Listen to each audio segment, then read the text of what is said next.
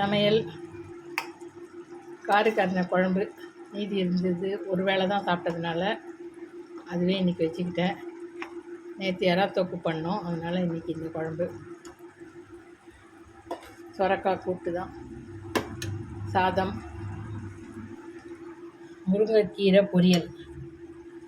பொதுவாக பங்குனி மாத கீரை ரொம்ப நல்லா இருக்காதுன்னு தான் சொல்லுவாங்க. நான் ஞாபகம் மறதியாக செஞ்சிட்டேன்.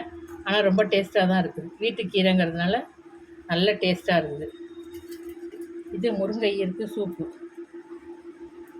அந்த குட்டி குட்டி காம்பு இருக்குது பார்த்திங்களா, அதை தனியாக எடுத்து வச்சுக்கிட்டு கொஞ்சமாக பூண்டு வெங்காயம் மட்டும் தட்டி அது கூடவே ஒன்றா நசுக்கி போட்டு ஒரு கொதி விட்டு இறக்கிட்டு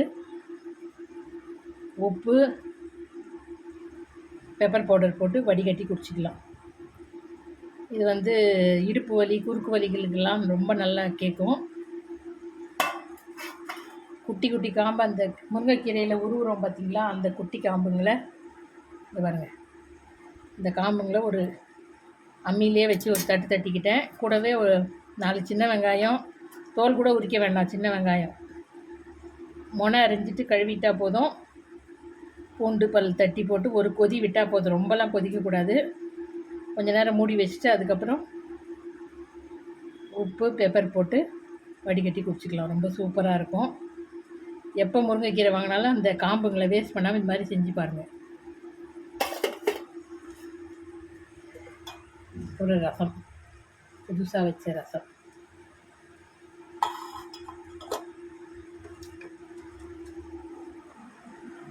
கடையில் வாங்கின வத்தல், கஞ்சி வத்தல். கிளைமேட் சரியாகவே இல்லை, அதனால் வைக்கிறதுக்கு யோசனையாக இருக்குது. திடீர்னு மானம் முடிக்குது, அதனால் சரியாக வைக்கலை. அதனால் கடையில் வாங்கின ஆசையாக இருந்ததுன்ட்டு.